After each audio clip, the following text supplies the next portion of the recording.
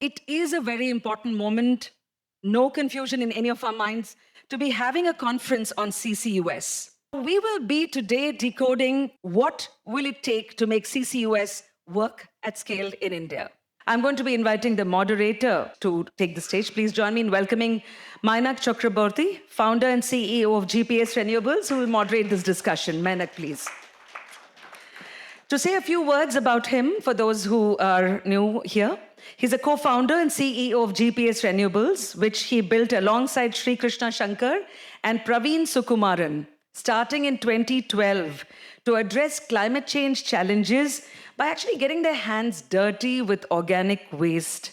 Starting with small CNI food waste to bigger biogas installations over the past decade, GPS has now established itself as the world's largest biogas execution company with 10 million MMBTU under operations and another 10 million MMBTU under construction. Well done indeed. As an asset developer, GPS is the only Indian company to have formed 50-50 JVs with both IOCL as well as BPCL, India's two largest oil marketing companies. GPS took a bet on biogas long before it was fashionable, and today Mainak would bring that same conviction to the question at the heart of boring deeper. And along with Mainak, I would like to invite our very first speaker, Dr. Ashish Lele, please, onto the stage. As he makes his way to the stage, a few words about Dr. Lele. If you've read India's first CCUS R&D roadmap, launched by DST in December 2025, you've read the work of our speaker's task force, indeed. Dr. Ashish Lele is Director of CSIR, National Chemical Laboratory, Pune, and he's the chair of DST's high-level task force on CCUS, the body that has shaped India's national strategy on carbon capture.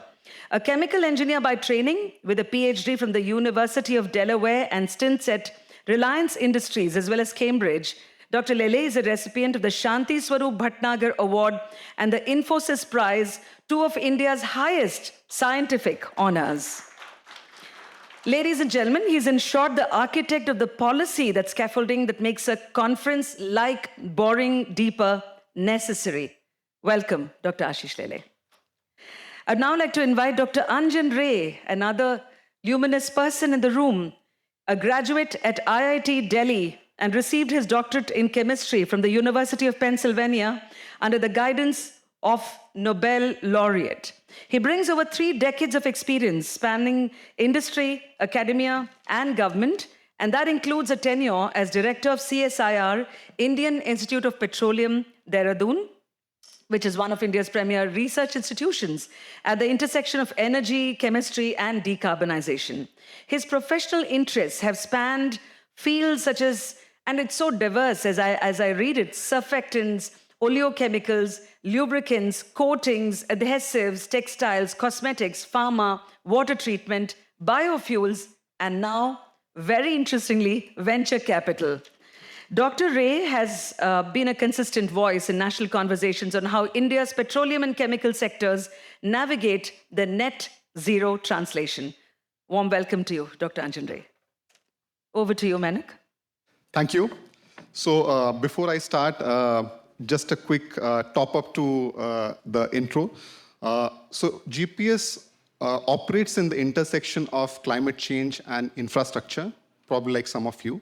And I look at the recent developments around GI as well as the whole CCUS roadmap as a very interesting opportunity, an opportunity to make a difference. Also as an entrepreneur, an opportunity to probably carve out a new business. Having said that, there are a lot of unknowns for people like us. And that's why I come to this conference as a student, as a learner. And, with a vested interest, we thought of bringing together in this room some of the best minds in this space. And again, thanks to all of you, sirs, some of you in the rest in the room, for coming down to Bangalore. Some of you are from Bangalore, but rest of you for coming down to Bangalore on a weekend to make this conference what it is. So we really look forward to that, as I mentioned, as a learner, to understand better what to make out of the recent developments in the whole CCUS GI space. So with that context, I'll start off with a few questions. We have curated a few questions based on our understanding, based on our curiosity. So we'll try to, get some feedback, insights from both Lele sir as well as Anjan sir. And needless to say, we'll open up the session for questions from all of you post that. Now, to start off with, my first question would be, thanks to some of you in this room, India today has a CCUS roadmap. We do have a 20,000 crore budget for CCUS. We have 3 centers of excellence. We do have a few pilot projects going on at a decent scale. Now, the question is that both Dr. Lele as well as Dr. Ray, according to you, with respect to India's GI targets, as far as our CCUS current state of research and deployment adoption is concerned, where do you see this? Are we there? Are we behind? What's your high-level view of where we are at this as a country?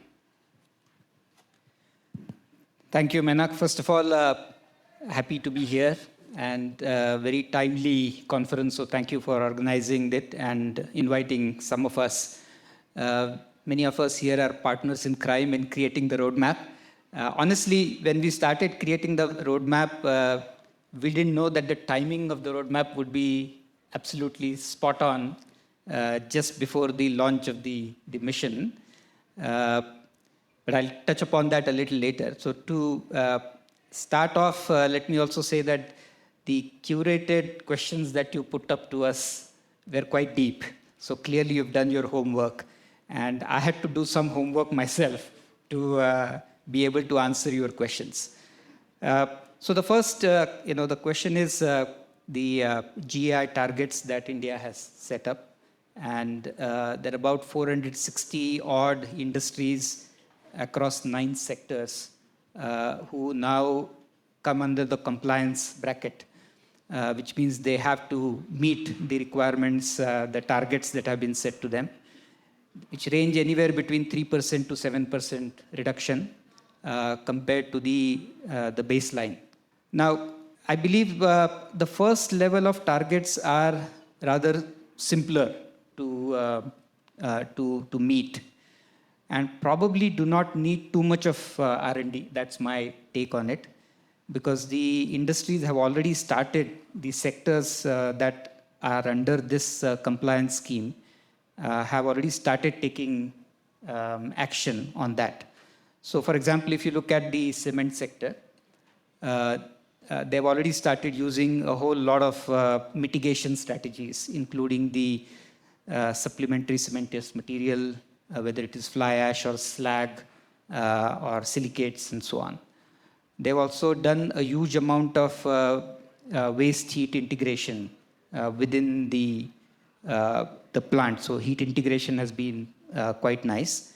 And some of them have started modernizing the kilns, which is the 40-50% of emissions coming from the kiln itself. Similarly, if you go to the iron and steel industry, again, a lot of heat recovery, heat integration has been happening, but also improving efficiencies of the key unit operations. The oxygen furnace, some of them started looking at direct iron reduction through EAF, the electric arc furnace, and even pilots using some amount of hydrogen injection in vertical shaft furnaces or in blast furnaces have started happening. So I think with these kinds of measures, and for example, in refining, I spent 3 years in Reliance, and it's probably, I think it is the highest Nelson Index refinery in the world. 21.1 is a very high number, which means a huge amount of heat integration, flare gas recovery, all kinds of things have already been done. So meeting those initial targets, I think, to me, does not require a very huge amount of, additional R&D. However, moving ahead, which is the next part of the compliance cycle, the second and the third year, that is where the real challenge will start. Because there are a huge number of unanswered questions like you also said. The TRL levels are, technologies that are already reached a real little higher TRL levels are difficult to implement. They're not so viable as of now. And that's been one of the key bottlenecks, right? So the amine recovery, for example, the technology has been around for a number of years. But the core problems of the high heat required for regeneration, the stability of the amines, they're not being very resistant to contamination in the flue gases. So these problems still remain. If you look at membranes, still the issues of permeability, selectivity are not completely sorted out. So I think this is where the real challenges will come up. Are we prepared for it? I don't think so, honestly. There's a lot of work happening. New solvents, eutectics, and so on have been proven in the lab. But the biggest issue is the adoption part. So you talked about, R&D status and its adoption. I think the biggest problem is the adoption part. We don't have enough pilots. We don't have enough data to see the viability over long term, right? How frequently maybe membranes have to replace, how much top-up of amines have to be done. So all that feeds into the viability of technology. So the adoption part is, I think, the bigger challenge. That's my take on it. Yeah, right, sir. And in fact, talking a bit about amines, much smaller problem, biogas upgradation, right? I mean, we ended up zeroing on membranes as an example. It's not an apple-to-apple comparison, as we know. Having said that, yeah, I mean, amongst various pathways, membranes seem to work well, but this is a different beast altogether. So understand and, can relate to what you're saying, sir. Similarly, Dr. Ray, sir, both of you, again, have worked with the largest oil and gas companies in various capacities. What are your views, maybe especially with respect to the oil and gas industry, because many of us work in the biofuel sector and have some relevance to the oil and gas space? Right. First of all, thank you again to you and GPS for inviting me here. And it's lovely to see a full hall on a topic that's supposed to be boring. But of course, when we say boring, we also mean that if we don't do this, we will be boring more wells, not just oil wells, but also groundwater wells, because all this requires enormous amounts of water, and creating emissions. So once again, thank you. First of all, I resonate with almost everything my learned friend Ashish here said, because he has also seen it from the profit side of a large industrial company and the social side or the socioeconomic side of a government lens. And I have done similarly. But what I feel is that we have what I call the elephant problem in this industry. I don't know if you ever actually tracked elephant behavior carefully. I lived in a forest campus. And one evening we got an emergency call saying, Saab, hathi. So I said, what does that mean? So the security guy who was stammering, he said, it's a herd of 9 elephants inside the campus. So I said, okay, so what's the crisis? He was rather taken aback by this calm response. He said, sir, they can cause damage. I said, they won't cause damage. First, let us see what they do. Just watch them. And remember, elephants at night like unlit spaces. So turn on lights in every space that you don't want them to be at. We did that. Then after a while, the elephants headed towards, one gentleman had in the campus, was very proud of his banana trees. They went in, ate all the bananas, uprooted the trees, and they left. So Captain Simon said to me, sir, now what do I do? I said, don't do anything. Elephants will come the same way, on the same route, get some JCBs, and dig some 2-meter trenches on that route, some random 2-meter trenches. I said, usse kya hoga? So let's watch. Elephants have momentum, and they follow a certain path. So the next day, the elephants came. The trenches were already in place. They stood there. They trumpeted. They made a racket. Then they turned back. They didn't go around the trench. The next day, they repeated that. The next day, they never came again. Our national systems are a bit like that. I think perhaps Mr. Subramaniam, who I count among my gurus in the entire renewable energy climate science space, will tell you we are typically solving yesterday's problems with yesterday's tools without recognizing new problems have arisen. Why do they say that? Our oil refineries are still trying to improve their Solomon Index benchmarking energy efficiency. In one of the smart recommendations that were made to them, they have changed all their steam headers to electrical tracing. Now, does that actually solve the problem? It solves one problem. It creates a new one. Because now I need higher amounts of electrical power. And if I shift steam to electricity at very large scales, I'm actually not only talking about generation, but distribution, transmission, etc. And coal-fired thermal power to the last mile is one of the most inefficient things we know. A typical coal-fired plant has 38% efficiency in India. So what do our refiners really need to do? They need to first understand the source of the carbon emissions. And the carbon emissions in refineries do not come from carbon. The carbon emissions in refineries come from sulfur. 90% of the emissions come from high energy processes in refinery that require sulfur removal. So we're solving the wrong problem because that's the way it's always been done. We're operating like an elephant. The next thing is we're not using modern tools. Today, data science allows us to take leaps of, I wouldn't say faith, but leaps of learning through generations. And I worked for a company called UOP, Universal Oil Products. It was created in the early 20th century and is credited with the invention of refining in many ways. So UOP today runs a process at a pilot scale in Chicago or in Gurgaon. And when I say pilot scale, it means at a scale of about 1 barrel a day. And based on that 1 barrel a day and data science, they build a 100,000 barrels a day plant. There is no intermediate pilot plant. In India, we are still in the stage where we have to prove things by demonstrating scale A to scale B to scale C. While in US, in China, even in Germany, in Finland, people have learned to skip forward because the tools are there. So I would say our core issue, I mean, we can get into the details of capital costs and et cetera, and the usual stuff. And we can blame policy. But ultimately, we just need a new mindset. Right.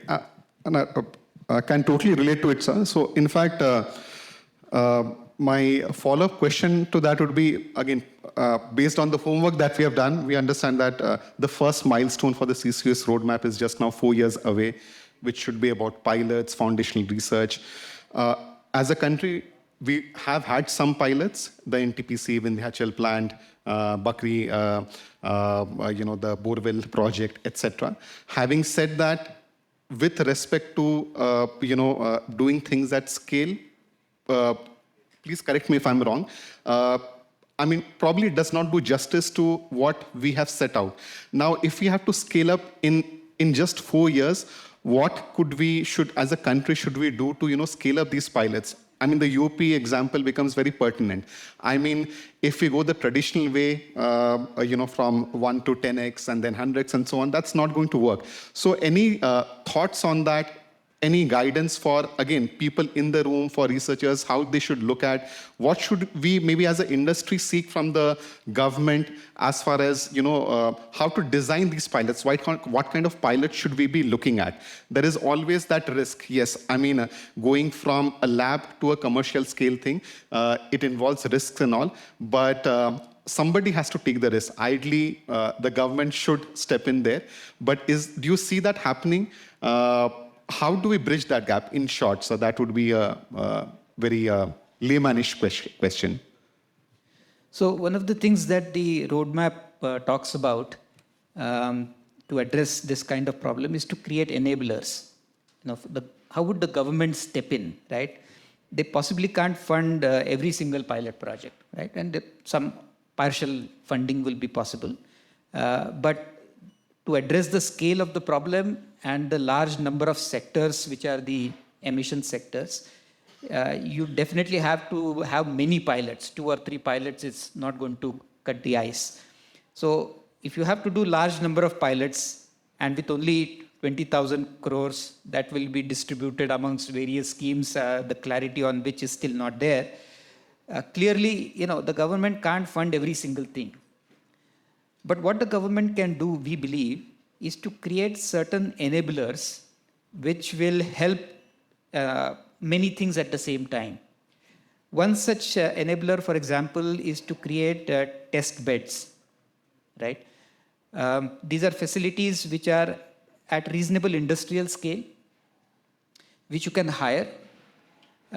They may have a source of, they may have all the utilities, a source of CO2. And as an entrepreneur, if you have developed a technology at, let's say, a lab scale, and you want to now go straight to a reasonable pilot scale, what do? You have to make a very large investments, take care of all the regulatory approvals, all the compliances that you need to meet. So all of that might take too much of your time rather than actually doing the experiment. But if such a test bed is made available, you can go rent it out. It has all the compliances, it has all the regulatory approvals with it, it has all the utilities set up. So it's a sandbox created with everything else in place so that you can go with your technology piece, plug it in, and do your pilot scale testing. You get access to your data, which will tell you a lot of things. So you can get up to speed very quickly. Such test beds right now in the country are not available, where you could, public test bed, where you could go and test it. They are available outside India. So a lot of our companies spend a lot of money, go outside and rent out these facilities. That may not be the best thing to do because your emissions may be a little different than outside. So many things could be very different, right? If you want to sequester, store it underground, doing an experiment in Europe is not going to help you. You have got to do it here. So these are the kind of enablers that the roadmap has suggested that the government, if it really wants to accelerate translation of technologies from lab to semi-industrial scale very quickly, create these enablers, create these test beds. And there are a few other such test beds that we have proposed in the roadmap. Right, sir. And maybe we can draw a personal analogy to that, like coming from the biotech background. We were amongst the first beneficiaries of the Biotech Ignition Grant of BIRAC. I think some of the initiatives that sprung up 10 years back, they were really transformative. I mean, as I mentioned, we also have been a beneficiary because when we set out doing our trials and all, there was no such ecosystem. But thankfully, what BIRAC did was it came up with institutions such as ICSA Knowledge Park, IKP, NCBS, etc., where we could go out and rent the space and do experiments, etc. This is at a different scale, no doubt. So that, so do you see that happening, sir? I mean, I assume that ought to be one of the wish lists if this has to happen at scale in India. But while the recommendations are there, do you see these kind of, the test beds happening somewhere? The scheme has just been launched, right? And I think, as I said earlier also, the timing of the roadmap happened to be just right. It was not designed like that, but it happened to be right. And I believe the government has taken cognizance of the roadmap. It has been mentioned several times in the press and so on. So I hope that the government looks at the recommendations such as these and actually puts in money through the scheme to create these kinds of facilities. And if you look at the CCUS mission, it is also all about scale. It's about not so much of lab scale research, which of course the roadmap has also strongly pushed for, but the CCUS scheme more and less talks about scaling up, right? And so if you want to really scale up and you want to do it fast, and you want to do it for sectors, for kind of emissions that are relevant to India, yeah, I don't really see an option but to invest in such kind of facilities. I think it's absolutely the need of the hour. I really feel so. Right, sir. So while it's not there yet, as far as an aspiring entrepreneur is concerned, we can at least assume that maybe in a year or two, maybe such facilities could exist? Let us hope so. I think if we go to the government and say that this is Right. certainly needed, I'm sure they will consider it. Right.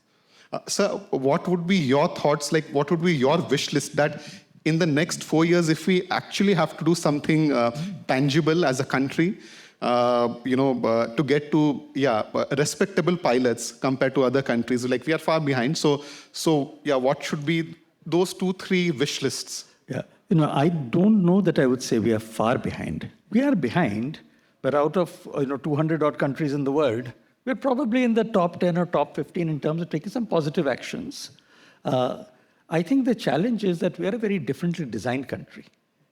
We have 2 big blocks. We have the large centralized block that the roadmap addresses, where you're looking at the big point emitters and trying to push them to CCUS at the industrial level.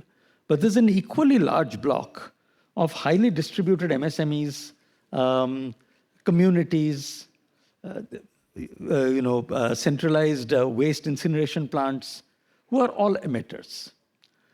My wish list would actually say that the moment you have a pilot at small scale, seek subsidy to roll it out across the country, make 1,000 pilots at small scale, and start proving this so that you don't have to transport or centralize carbon. So India is meant for good decentralized economies. Today, for example, there's a conventional wisdom, and Ashish's lab, NCL, was the first to license a technology for biodiesel at 160,000 tons per year. Today, we can produce biodiesel, it's being done in Chhattisgarh, at 150 liters per day, economically and competitively, just by collecting local tree oils or seed oils, and the capital cost is 5 lakh rupees.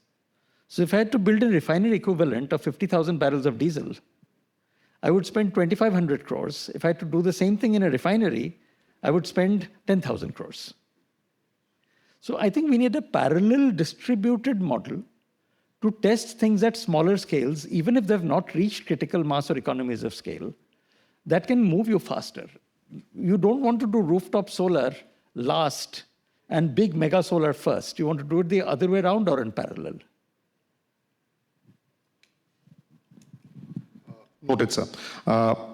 Changing gears, maybe talking about, again, as for a researcher or, a startup who's working in this domain, as far as topical themes or local themes are concerned, what are the things that we should do to make the most of the Indian advantage? And maybe to set the context for all. As a country, we are truly blessed from a geological perspective. The Deccan Traps are probably one of the world's largest, volcanic traps. They have one of the world's largest, basalt. We have one of the world's largest basalt deposits. If I'm not wrong, we are talking about 5 lakh square kilometers. So that's a sizable portion of, the size of India. Then there are the Raj Mahal, belt in the eastern part of the country. So we do have quite significant basalt, deposits in the country. What they do offer is, if CO2 is injected, in basalt, it can possibly, react to form rocks, carbonates, which can be a source of permanent, sequestration. It's said that, it's foolproof as far as leakage is concerned. And that's a very big advantage that we have as a country. Now, there could be other such, advantages. We are probably the second or the third largest cement manufacturer in the world. There are other similar, opportunities in the country. Now, keeping in mind the Indian context for both of you, sirs, what should, are there any specific themes that, that people should be focusing on? Maybe what are the, let's say, the low-hanging fruits for someone who's just starting from scratch, for a researcher who does not maybe have access to a refinery, but who's starting from scratch? What are the things that they could possibly look at? Let me maybe take that one first, because all the 3 pieces, capture, utilization, and sequestration, have their own role. But if I had to pick a bet, I would always give priority to utilization for a simple reason that in India, We want our energy to be adequate, affordable, and appropriate. The 3 A's, right?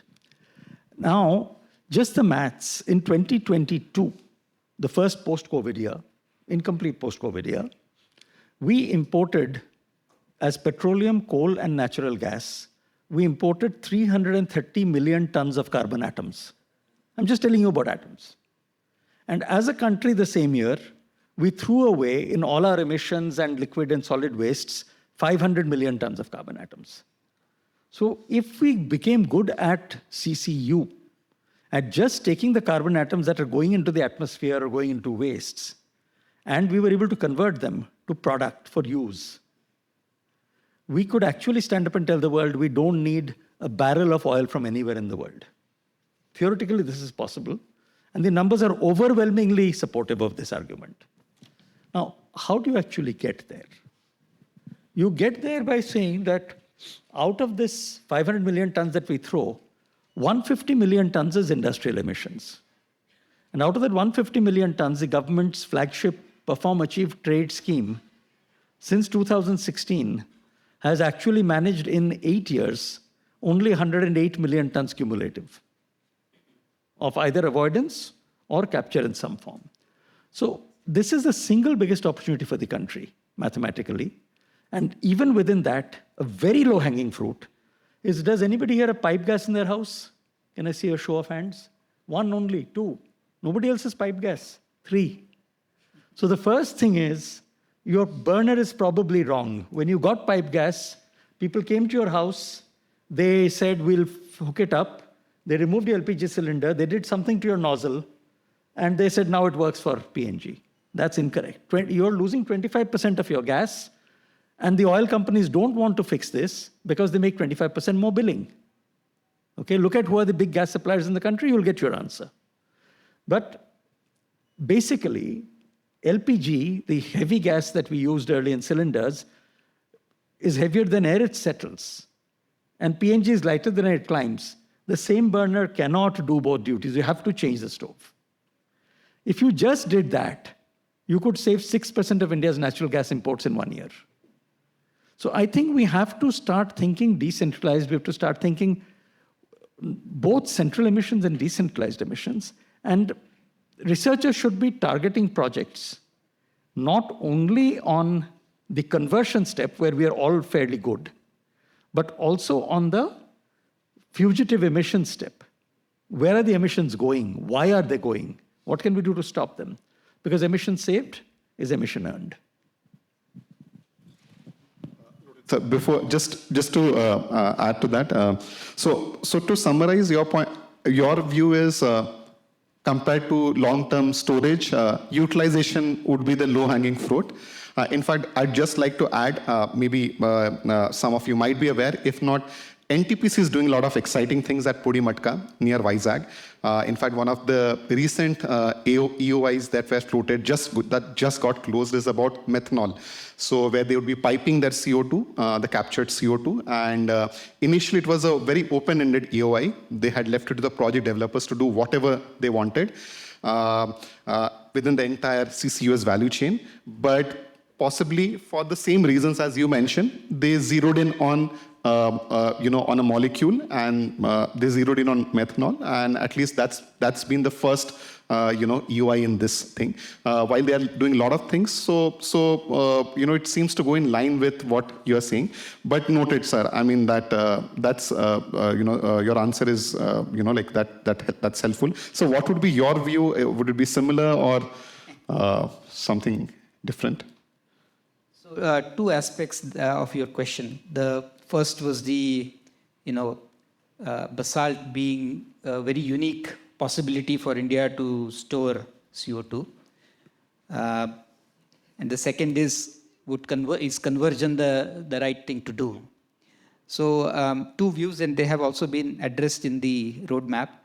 One is that conversion, yes, okay, we should do it, but the scale doesn't match. 3 billion tons of CO2 emissions is the number on one side, and about 30 million tons of methanol consumed today. So the there are orders of magnitudes of difference between emissions and converting into what. Methanol is the largest. So if you add 10 other things, they will not change that number very much. So the amount of CO2 available, converting all of that into something else, molecules, the numbers don't match. That doesn't mean we shouldn't do it. Definitely we should do it. Because we are importing a lot of methanol in the country today. Much of it is coming from either syngas from Iran converted into methanol, which now supply chain is blocked, or from coal to methanol from China, and so on. So we are importing a lot of methanol. If our own CO2 can be used to convert that into methanol, why not? We should do it. So one is the scale of the two things don't match. The other is still the viability is an issue. CO2 is emitted but is not free. There's money required to capture it, purify it, make it so pure that your methanol catalyst doesn't get poisoned, right? So you have to remove all the kinds of sulfurs from it. All of that costs money. The current numbers are about 1.5 kilowatt hour per kg required in terms of energy to purify CO2. That's a very large number. So CO2 is not free right now. And then converting that into methanol has thermodynamic difficulties. You have taken your carbon, and by the time you convert that into CO2, you have gone to the lowest Gibbs free energy state. Anything you want to do to that CO2, you have to put in energy to convert it into something else, right? So the catalysts that are today available for CO2 to methanol conversion, and some of the best ones are sitting, the developer of those are sitting here, and you'll probably hear more from it. I think there's still more required for the catalyst, and I track startup systems across the world, and there are some very, very exciting developments happening. You typically, with current catalysts, Sebastian and Vivek can correct me, you need upwards of 40, 50 bar pressures, upwards of 220, 30 degrees centigrade, conversions per pass between 20 and 35%, which means you have to recycle a lot of CO2, which means you have to spend energy on compressor to compress and recycle it back. So there is money spent in all of these steps. What if you have a catalyst that works at 10 bar pressure, 100 degrees centigrade, 95% conversion? Game changer, right? So that is the kind of disruption in catalyst that you want to achieve. The current catalyst, while they work well, the viability is still a question. So conversion still, yes, I agree we should do it, but these are the two big problems. The numbers don't match. And somebody has to pay the premium. And after the IMO flip-flops, so it becomes more difficult. So that's the two problems with the conversion part. And coming to the first part of your question, which is the basalt. People talk about 650 billion tons of capacity in India to store CO2. If you start subtracting reserve forests, national parks, economic zones, army land, blah, blah, blah, and then agricultural land, and only start looking at arable land, that 650 comes down to 100, right? So that's the storage capacity available. And then, of course, if you can sort out issues such as who owns the pore space up below the ground, right? And things like that, for which there is no clarity as of now. So really, we do not know how much CO2 storage capacity is available. It could be anywhere between 100 billion tons to 300 billion tons, depending on how these policies evolve. Half of that 600 billion tons is basalt. So it's a very large possibility for India. But geologically, and I'm not an expert at all, from what I have read and talked, there are 2 or 3 problems even within that. One is the basalt strata in India is pretty old, which means it has been compacted over millennia. and therefore the pore spaces are not as much as one would like to see in a younger basalt, like in Iceland or the North Cavendish countries. So this is a old basalt and not very porous, which means if you have to store something in it, you have to fracture. You have to do a bit of fracturing. Otherwise, your ability to store CO2 in terms of how fast you can store, because the lateral flows of CO2 are reduced because of the non-porous nature. So that becomes one problem. The second is some of that basalt is not very deep. You need to go below 700, 800 meters to be able to store CO2 at supercritical kind of conditions, above 70 bar pressure and so on. Some of our basalt strata is not that deep. So that limits how much CO2 you can store. The third is there are dikes in the basalt strata. So these are magna that have sort of gone deep inside.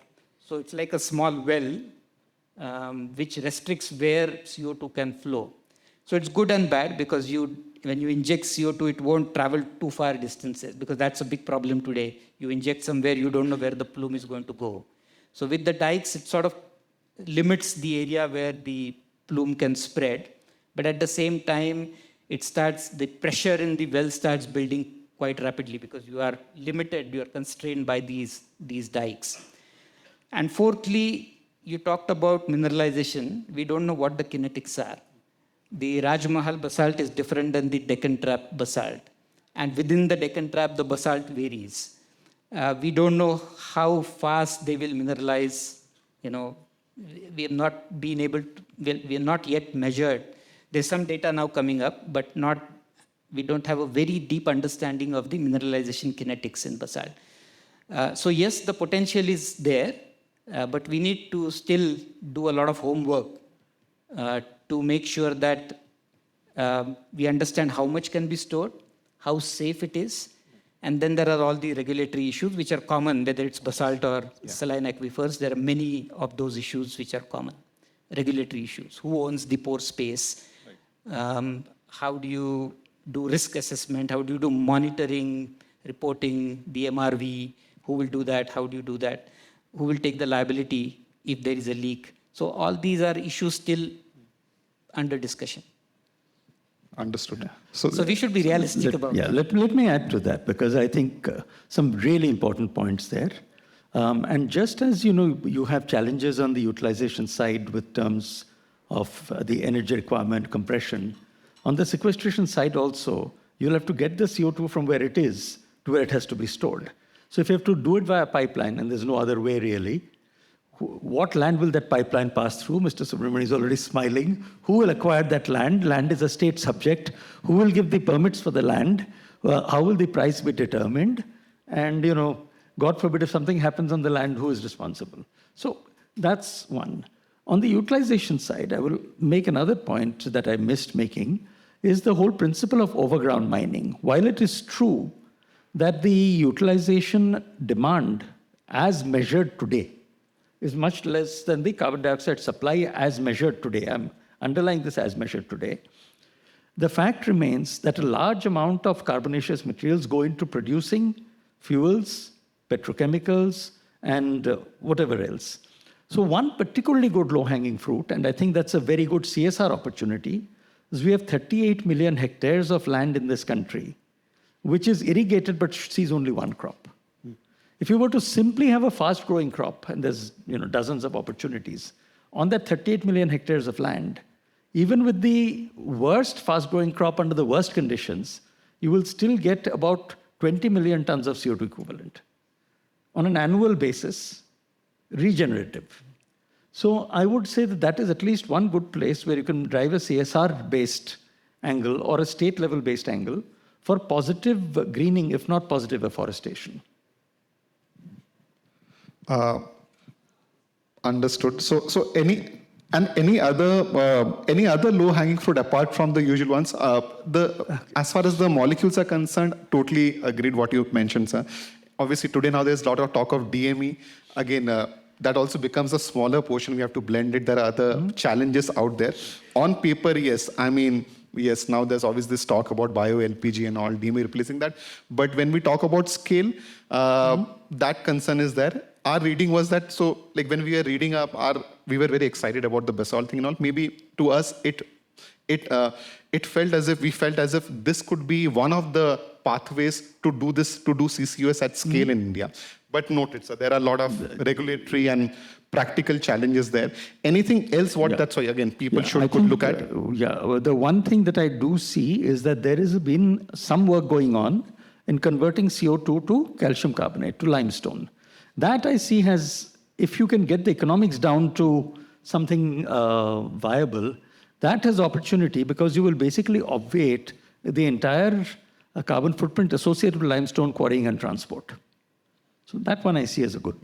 Yeah, and there are startups already, from IIT Bombay, for example, that are doing this.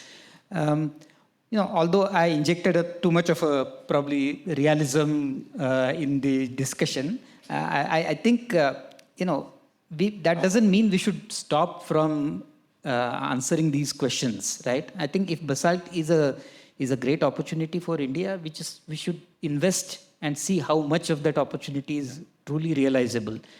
And if it is a very large opportunity, 650 billion tons is far more than what India can store, right? So that means you can actually import CO2 and inject it, right? And you make money out of it. But we need to assess the real potential of it. And maybe that itself is a low-hanging fruit. How do you assess the opportunity for what is really and truly the storage potential for India? The utilization part, I'm not giving up on it. I think there is really some fantastic science happening, discovery of really exceptional catalysts, which can do what I said. There's a company in Berlin that is doing it today. They are demonstrating not CO2, but syngas to methanol at the numbers that I talked about, 10 bar pressures, 120 degrees centigrade, 85+% conversion. So this is, these are fabulous disruptions. And this is where our entrepreneurs and, academics should really focus into. And the last word has not been said on catalysis for conversion. Just to augment again, the large refineries in the country all get their, through reforming, they get their hydrogen, where they're feeding mostly natural gas or some hydrocarbon like naphtha to a steam methane reformer or a steam reformer. And those operate at 800, 900 degrees Celsius. To me, one of the holy grails is, if you can feed biogas there, CO2 plus CH4, you have a source of the hydrogen, you have the oxygen, you have the potential thermal, use the same reformers, retrofit a steam reformer to a dry reformer. That, I think, is actually a big opportunity. Ashish, you want to? Yeah, no, I think even within reforming, there is so much wonderful innovations happening. Haldor Topsoe has introduced the e-reformer. And this is such a, logically the right thing to do, because in a reformer, you use methane, one, of course, to reform it, which is to react it with steam and convert that into syngas.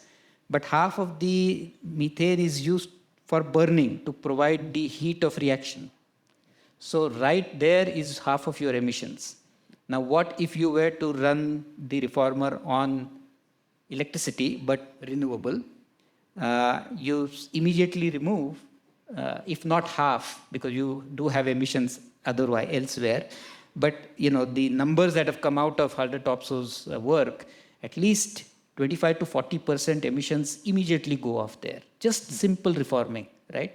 And then after that, if you have better catalysts and so on, so within and biogas, then you are already carbon neutral there. Yeah. So old technologies refurbished, given a new lease of life with a new innovation, these are still low-hanging fruits. The only concern that I see there is, after a lot of effort, finally we have a fairly good, policy framework for biogas. Now, when there is money to be made from biogas, is it worth, doing, Well, going a further step where the returns are not assured? I'm No, just saying, you don't need to do that right now. Yes, if you can get biogas Yeah. with a degree of purification into the pipeline, then in any case, that's a partially renewable natural gas. Even reforming of that gives you some credit. But going back to my decentralized point, the holy grail would be if every biogas plant could become a reformer and the hydrogen would be available locally for whatever decentralized, and you might take it to a fuel cell stack or whatever it is.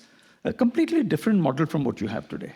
maybe a alternate thought, sir. And again, since we are just chatting, at least what we feel is that today biogas has a has a financially viable home, and from a business perspective, often the view is to keep things simple when, with minimal obstacles. Today, with the whole CGD synchronization scheme and all, things are pretty decent, from a financial viability perspective. Having said that, we do biogas plants generate a lot of CO2 also. And today, nothing is being done about it. So again, there's the CO2 out there, which the biogenic CO2, again, it could be converted into some other molecules. We feel maybe that could be another avenue for, creating different molecules. Just wrapping up this question. So any other molecules that, sir, you would bet on apart from methanol is an obvious answer, but any other? Yeah, so there are many. But one thing which I think we can look at is some of the polyols, which go in polyurethanes. They have already been demonstrated. There are plants now. Novomer, for example, Novomer was a company that is running these plants, taken over by SABIC. Now I don't know what they do, but converting CO2 into polyols and then going to a high-value polyurethanes. I think that is what you want to do, because you take CO2, which is a low-value material, although not free, and then go up to really high-value materials is what you want to do, right? And polyols is one such example. The other very nice example is cyclic carbonates, okay? Because propylene carbonate, dimethyl carbonate, look at the value add there. They are the solvents in lithium-ion batteries for all the electrolytes, right? So you're going from CO2 to a solvent in lithium-ion battery. You can imagine the value add that you will do, right? And these technologies are known today. Can we scale them up, and can we bring that here so that we also reduce our import dependence for some of these critical items that go in the batteries? So there are some low-hanging fruits definitely available. Yeah, adding to that, maybe two more. One is dimethyl ether, which is a logical extension of methanol and can be used to substitute LPG. As we know, currently we are seeing a bit of an LPG supply chain issue. Yeah. But the second, which is actually been researched for decades but never really hit scale because it's not been invested in, is CO2 as an oxidant. So CO2 has two oxygens. And there are now lab-level processes available to convert methanol to acetic acid or run oxidation reactions with CO2. What you leave behind is carbon monoxide, which can go to syngas streams. So more integrated systems like that are, I would say, a longer horizon, but potentially very widely applicable possibility. Right. Just adding on that DME thing, I come from the Northeast, and having been born and brought up there, I think I'm personally very enthused, very bullish on DME because given the terrain, I doubt if the pipeline will reach every nook and corner of Northeast. So LPG has been the dominant molecule. And that's again, that way Northeast is rich with bamboo and many other feedstocks which can be gasified. So DME could have certain micro markets for sure. So yeah, but noted. Thanks a ton, sir. I think these were very, very interesting insights. Moving on. Oh, we are out of time. Yeah. So maybe then I'll, yes, I didn't realize that. So I'll just move on to the last question. And then we'll just open up for audience questions. So 1 year from today, if you had to pick up one thing that tells you that India is genuinely on track with CCUS, what would that be? launching the CCUS scheme properly, so that we have much more clarity. Like Sir said right in the beginning, we still don't know how the 20,000 crores are going to be used, and it will take some months for the scheme to be properly launched, to distribute that 20,000 crores between various heads. How much of it really goes in R&D, how much of it really goes in creating hubs and parks, how much of it grows in pilots, how much of it will go in, are there going to be incentives, like in the green hydrogen mission, there was a PLI incentive. Is that something going to happen here? At least to us, I don't know if there are others who know more about the scheme, but to many of us, it's not very clear how that 20,000 crore will be distributed. Once that is clear, then there will be formalities of actually implementing the scheme. Getting it actually rolling off, and the first call for proposals coming in. So I think it's going to take 1 year. So 1 year is too short a time. 1 year is too short. 4 years also, it sounds, when we talk of all these things, it sounds short. Sorry, sir, you, anything from your end, sir? I completely echo what Ashish said. I will only say that the best practice in this, the gold standard that I have seen in any country, is Thailand. Whenever they set a target, they say that the roadmap for year X, they give actually a milestone by year. So you know every year how far you are away from the roadmap. That's something that India needs to get better at.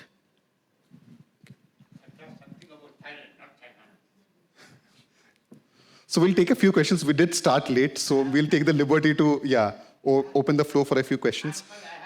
Yes, sir. Can someone also just get a mic? If government prepares the test beds, what is going to be the level of investment that will be required? Who will be willing to invest? And what will be the return of investment? As guesswork, I don't think you can be exact on that. And 3 statements are to Dr. Anjan Ray. I mean, for the first time I learned there's a difference in the stouts for LPG and PNG. I had not known it. Why don't you try to lobby for a separate PAT scheme on gas, changing the burners of gas stoves? I mean, try to work on a PAT scheme for that. And the second is, India is a vast country. Some of the states are much bigger than many of the countries in the world. And in which case, this seems to be entirely a union government initiative. When the scientists are involved, union government is involved, some of us interested in the subject are involved. All the states sensitized to that subject. I think some of you should go around sensitizing the states. If you want to get land, it's the states. If you want to set up systems, it's the state. I mean, somewhere the state should be brought on board. I mean, how do you propose to do it? It's something you will also please try and give a roadmap to government. I mean, it's not your job as anybody. I mean, give a roadmap. And the third, I used to wonder why is GPS doing carbon capture and storage? They are the CH4 experts, and they are talking about CO2. I mean, is it really up the stage? Or so. They have done it good, but in the meanwhile, he has got ideas from both of you. How does he combine CH4 and CO2 in refineries? In which case, he can develop a scheme to do it in refineries and get revenue out of it. Think of it and go forward. Thank you. So I have not given Mainak the right idea yet, because I refrained from doing it. But now that, sir, you have raised, he has access to CH4 and CO2. And I think by reforming or a try reforming or a dry reforming is something that he can do straight away, because that's all he needs. He needs steam, he needs methane, and he needs CO2. And he has all of that. But I thought he will do his homework and come to us. To answer your question, sir, honestly, it's not going to take very much to create a few test beds, right? It's probably a few 100 crores, not more, perhaps even less. 2 things I would add to that. One is that I think we also mentioned it in the roadmap. India has incredible competencies in process engineering. I think we have some of the best process engineers in the world. So for them to build a test bed, which is basically a plant, which has, as I said, all the utility paraphernalia, CO2 source. And then if an entrepreneur comes to that test bed and says, I have a lab scale technology to do so and so with the CO2, can you help me design, put together, build, operate a in semi-industrial scale, a semi-commercial scale technology for CO2 capture, utilization, whichever. These engineers in the test bed will be able to do all of that, right? Scale up, feed studies, operations, all of it. So we have the capability of doing it. So not too much money required. We have all the capabilities to do it. The bigger point is who does it and who operates it. It's clear that the government has to invest in these kinds of facilities because this facility will cater to a large number of companies. So the impact is much larger, and I think that's what the government should do. Smaller investment, bigger impact. But don't run it as a government institute. Don't run it in an academic institute. Don't run it in a large corporate sector. Let it be a standalone company whose only job is to provide a service. So this is a service provider and earn the fees of providing that service. Okay, and there are great examples of this across the world to do this. I think we need to learn how to do it, and the governance model is equally important.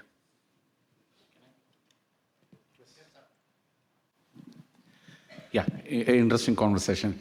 I'm just taking the utilization and storage debates. I mean, because being a utilization expert, I just want to give a few examples. Selected example. Taking methanol. Methanol, well, if I take a subset of methanol, if we convert all the marine engines to methanol engines, in the current scenario, 2026, we need a 1 billion ton of methanol at this current moment. Forget about all the chemicals and other fuel application. 1 billion ton approximately. One example. Second one, if you convert all the aviation industry to sustainable aviation fuel, at this moment, 100 billion tons of SAF per year required. The third one, you are talking about syngas. At the moment, if you take oil or natural gas or coal all together, so syngas production, if I have the memory in my hand, so it's around 6 exajoules of syngas produced. And if you want actually complete the global power to that, we need around 600 exajoules of syngas per year. And if we convert all this 30 billion tons of CO2 to syngas, we can solve the problem. We can take a lot of examples. So Just one comment, and here Dr. Lele sir, Anjan Ray sir know much more, but at least I have been in touch with a few of the largest shipping companies. Unfortunately, the situation is that thanks to one of the global leaders, his U-turn, IMO went back. It could have been a possibility, but right now, nobody wants to pay a premium. They're very happy that, it's in a limbo, the whole policies. Yes, had these policies come in place, definitely a lot of companies such as Maersk and all that already invested in methanol fleets. Yeah. But today, they are not looking at green methanol. They are not looking green methanol. I have a company, Marine Group. They can take 1 billion ton if you have profitable green methanol. They're ready to take it. Yeah. Towards the end, maybe. Yeah. Someone for a change. Hello, I am Mangalam. So I am actually an employee of GPS Renewables. So during my research years, I came up with a material, we read about it. It's called metal organic frameworks or covalent organic frameworks. So we worked on the CCS and the applications of organic frameworks in the industries. So since these materials which we studied have high pressure, they can withstand high pressure and high temperatures. How do you see these organic frameworks being replaced in the future, in the adsorbents for CO2?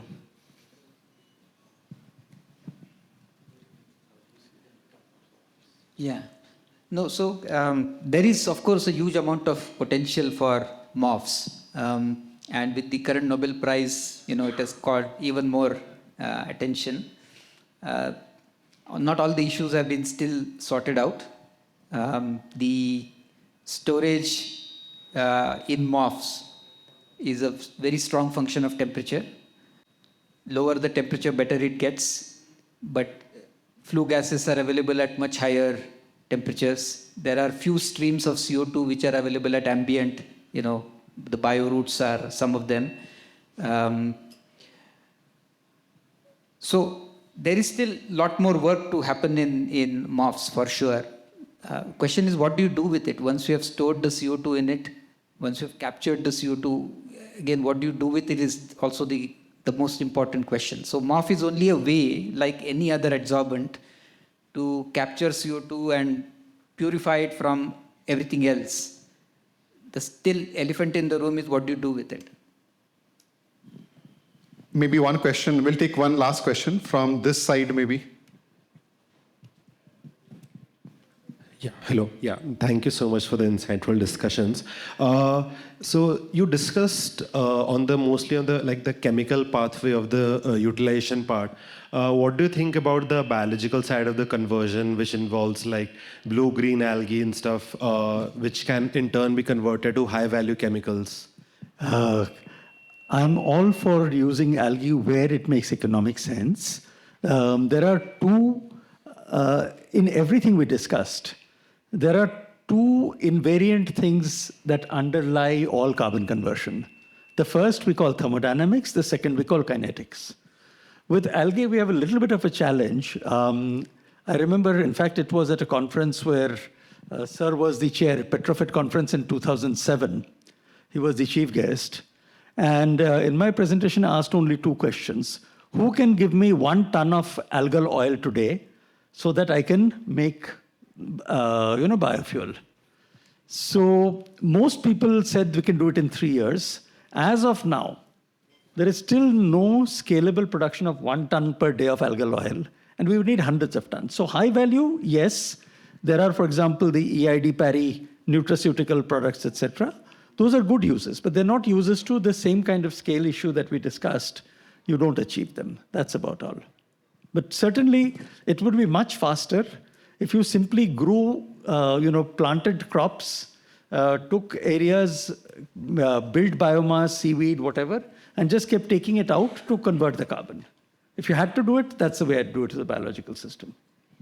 Thank you so much. Thanks a ton, sir, to both of you and to all of you again for attending. The whole idea was, it's a very large topic, as you all know, but for us, the theme was how to do this at scale. And I mean, that is what the country should be looking at, right? I mean, how do we achieve CCUS at scale? I think some of the inputs that came from both of you were super insightful. Hopefully, we'll get many more insights in the coming session. We have a stellar panel in the next session as well. So look forward. Thanks once again, sirs.